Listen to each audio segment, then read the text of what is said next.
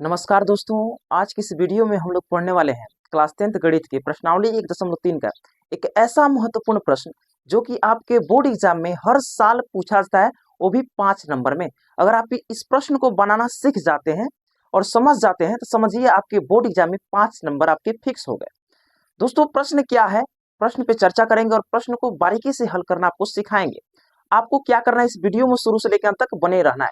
तो चलिए इस वीडियो को स्टार्ट करते हैं।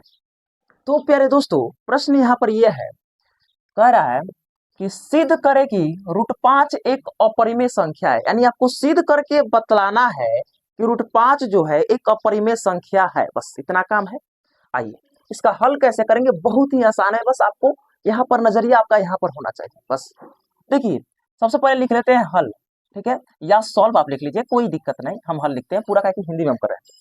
अब यहाँ पर कहा गया है कि सिद्ध करें कि √5 एक अपरिमेय संख्या है। √5 क्या है? एक अपरिमेय संख्या। लेकिन इसका जस्ट अपोजिट यानी जस्ट इसका विपरीत यानी उल्टा हम लोग मान लेंगे कि √5 जो है एक परिमेय संख्या है। यहाँ पर अपरिमेय बोला गया, लेकिन हम लोग मान लेंगे कि ये परिमेय संख्या है। बिल्कुल, यहाँ पर हम लोग लिख लेंगे माना कि, हम मानते हैं, हम अपनी धारणा को व्यक्त कर रहे हैं, मान रहे हैं हम इस चीज को। यहाँ पर लिखेंगे माना कि √5 एक, यहाँ पर परिमेय बोला है तो लेकिन हम लोग लिखेंगे परिमेय है। माना कि √5 एक परिमेय संख्या है, परिमेय संख्या है। देखिए, वीडियो भले लंबा हो सकता है लेकिन आपको 110% समझ में आएगा। ठीक है, चलिए अब हमने माना कि √5 एक परिमेय संख्या है और आपको मालूम है कोई भी परिमेय संख्या p/q के रूप में होता है या a/b के रूप में होता है, ऐसा बोल सकते हैं।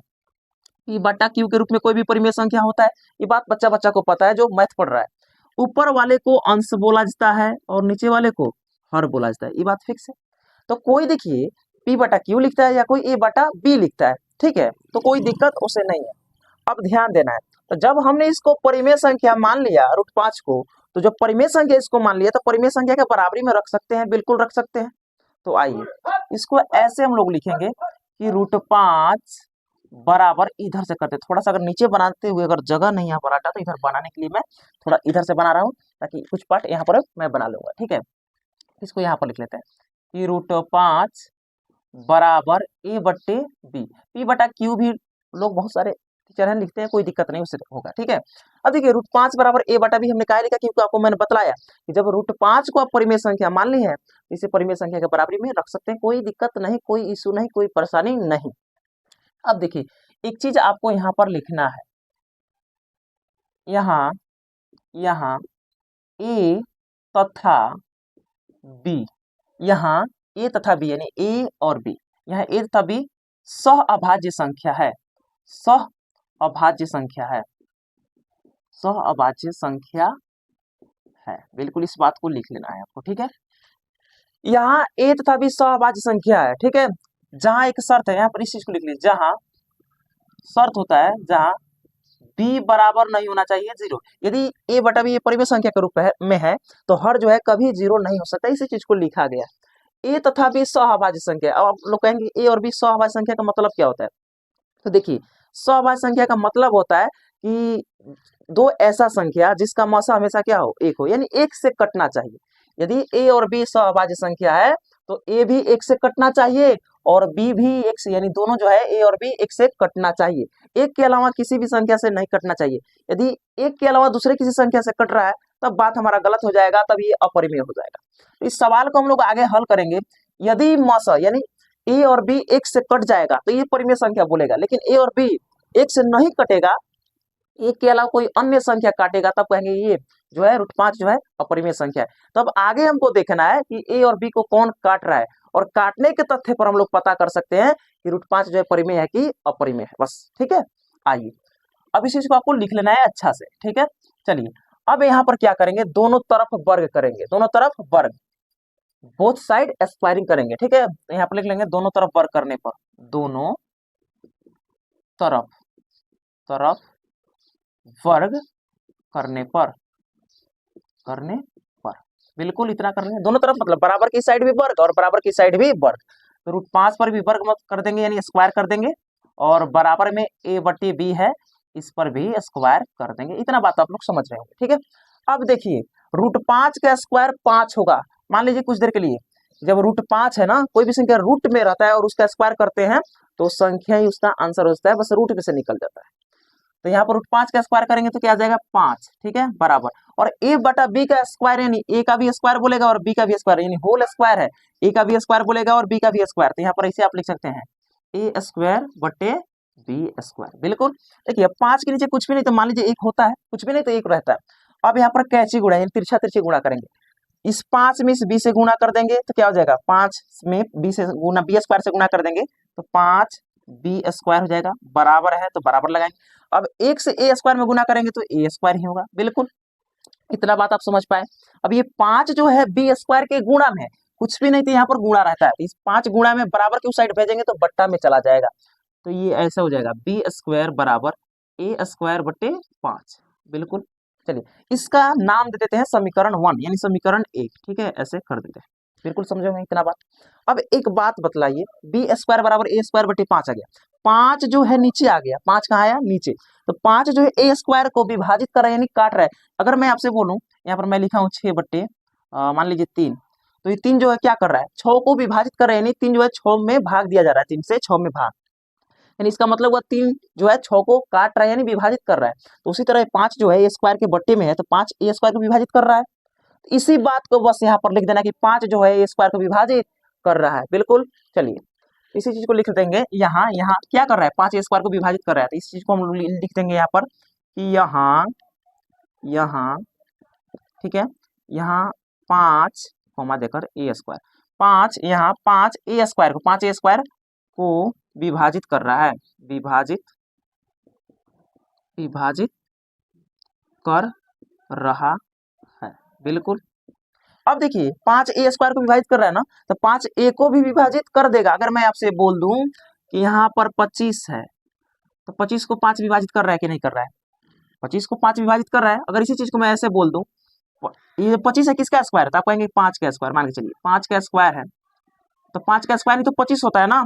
जब 5 25 को विभाजित कर रहा है तो क्या ये 5 जो है 5 को विभाजित नहीं करेगा, ऐसे मैं अगर लिख दूं 5 गुणे 5 बट्टे 5 तो ये 5 5 को भी काट देगा। यानी अगर 5 का स्क्वायर या किसी भी संख्या का स्क्वायर अगर 5 से विभाजित हो रहा है तो संख्या भी 5 से विभाजित हो जाएगा। कहने का मकसद यही है, समझिए फिर से, 5 देखिए 25 को काट रहा है, 5 25 को काट रहा है, इसी अगर 25 को मैं ऐसे लिख दूं, इसी 25 को 5 गुणा 5 बटे 5 तो क्या 5 5 को नहीं काट देगा।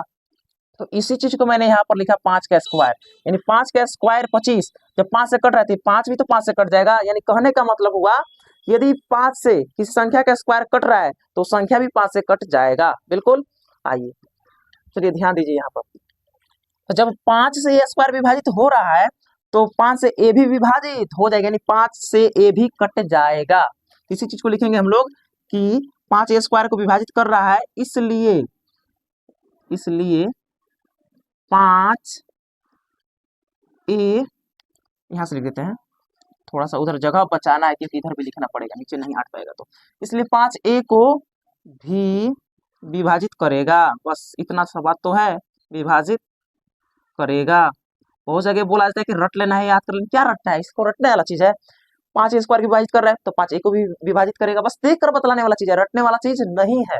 चलिए अब एक बात आप बतलाइए, 5 a स्क्वायर को विभाजित कर रहा है या 5 जो है a को विभाजित कर रहा है, यानी 5 जो है a को विभाजित कर रहा है, तो कुछ ना कुछ तो यहाँ पर आंसर निकल कर आएगा, कि आ जाए t आ जाए m आ जाए c आ जाए, कुछ भी तो यहाँ पर आंसर आएगा कि नहीं आएगा।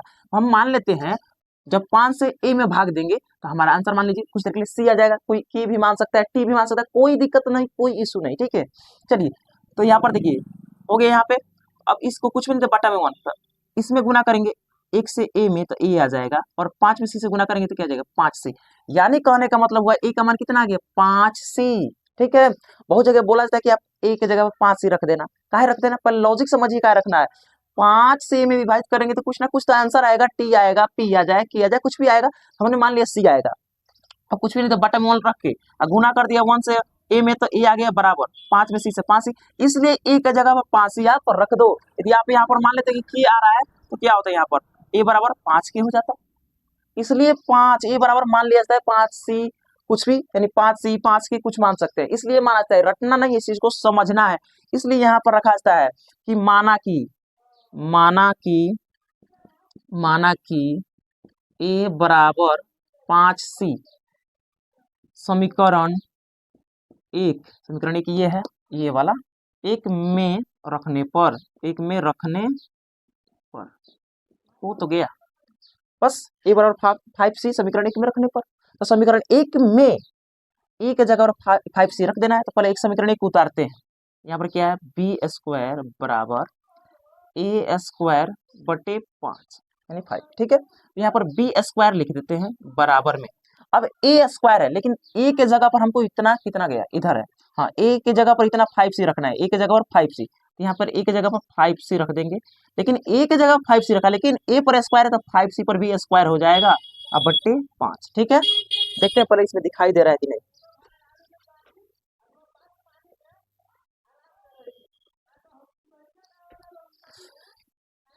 नीचे नहीं दिखाई देगा, इस साइड में मैं बना दे रहा हूँ, ठीक है। कहाँ से बनाते हैं, चलिए यहाँ से बनाते हैं। हो गया यहाँ तक, चलिए अब यहाँ से बी स्क्वायर तो बी स्क्वायर रह जाएगा, इस बात को ध्यान देना यहाँ से, ठीक है। थोड़ा सा इसको ऐसे कर देते हैं, चलिए बी स्क्वायर बराबर, ठीक है 5c का स्क्वायर, मतलब 5 का भी स्क्वायर होगा और c का भी स्क्वायर होगा। 5c का स्क्वायर का मतलब 5 का भी स्क्वायर और c का भी स्क्वायर होगा, तो 5 का स्क्वायर हो जाएगा 25, ठीक है। और इसे c का स्क्वायर c स्क्वायर और बट्टी में क्या है 5, तो यहाँ पर लिखेंगे 5, और ये 5 से 25 कट जाएगा, 5 5 25, ठीक है। यानी यहाँ से हो जाएगा बी स्क्वायर बराबर 5 और c स्क्वायर, नीचे तो कुछ नहीं बचा, बस स्क्वायर, ठीक है। अब इस 5 को गुणा में है तो बराबर की साइड भेज देते हैं, तो बटा में चला जाएगा, तो ये ऐसे हो जाएगा बी स्क्वायर बट्टे 5 बराबर में सी स्क्वायर। इसी चीज को आप चाहे तो ऐसे नचा कर लिख सकते हैं, इसको इस साइड कोई दिक्कत नहीं। इस बी स्क्वायर बट्टे 5 के बराबर सी स्क्वायर या सी स्क्वायर के बराबर बी स्क्वायर बट्टे 5, कोई दिक्कत नहीं। तो इसी को हम लोग ऐसे भी लिख सकते हैं, या सी स्क्वायर बराबर बी स्क्वायर बट्टे 5, इसका नाम समीकरण 2 दे देते हैं, ठीक है। अब यहाँ पर देखिए, यहाँ पर ए स्क्वायर को 5 विभाजित कर रहा था, लेकिन यहाँ पर बी स्क्वायर को भी 5 विभाजित कर रहा है, समझे बात। अब ध्यान देना है, तो यहाँ पर लिख देना है कि यहाँ, फिर यही बात, तो बस यहाँ जिस तरह यहाँ पर हम लोग लिखे थे उसी तरह यहाँ पर लिखना है।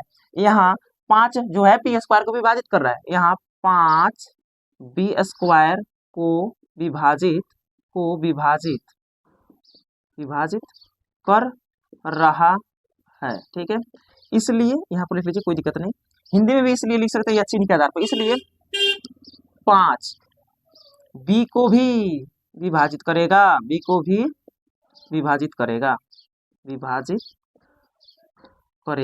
बस इतना बात आपको लिखना है। हो गया, 5 बी स्क्वायर को विभाजित कर रहा है, इसलिए 5 जो है बी को भी विभाजित करेगा। मैंने इसको यहाँ पर बतलाया था। अब देखिए, मैंने आपको बतलाया था ए और बी जो है एक से ही कटना चाहिए, यानी एक से विभाजित होना चाहिए, एक के अलावा किसी अन्य संख्या से नहीं विभाजित होना चाहिए। लेकिन यहाँ पर आप देखिए तो ए और बी को 5 काट रहा है, ए को 5 काट दे रहा है और बी को भी 5 काट दे रहा है। देखिए तो यहाँ पर ए स्क्वायर को 5 काट रहा है, यहाँ पर बी स्क्वायर को भी 5 काट रहा है, इन दोनों को कौन काट रहा है, 5 काट रहा है। हमारा मान्यता तो गलत हो गया, यानी जो √5 है ये परिमेय संख्या नहीं होगा, ये परिमेय होगा।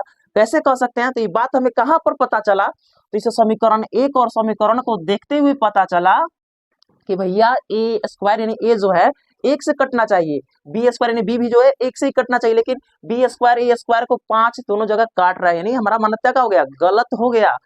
कैसे पता चला, इन दोनों समीकरण को देखते हुए, इसलिए हम लोग लिखेंगे यहाँ ऐसे लिख देना है कि ऐसे आप लिख दीजिए, समीकरण 1 एवं 2 से पता चलता है, समीकरण 1 एवं 2 से पता चलता है कि 5 ए तथा बी दोनों को विभाजित कर रहा है, देखिए समीकरण 1 एवं 2 से पता चलता है कि 5 ए तथा बी दोनों को विभाजित कर रहा है, अतः हमारी मान्यता गलत है, इस चीज को यहां से लिखेंगे, अतः हमारी मान्यता गलत है। √5 एक अपरिमेय संख्या है, एक परिमेय संख्या है। बस इतना बात आपको लिख देना। बस इस चीज को आप देख लीजिएगा, एक बार अपने से बनाने का प्रयास कीजिएगा, ठीक है, आपको आ जाएगा। बहुत ही आसान तरीका से मैंने आपको बतलाया है। उम्मीद करता हूँ कि ये चीज आपको समझ में आया होगा। फिर भी कमेंट में अपना राय जरूर बतलाइएगा कि समझ में आया कि नहीं आया। तो फिर मिलते हैं एक और नई वीडियो साथ, तब तक के लिए जय हिंद, वंदे मातरम।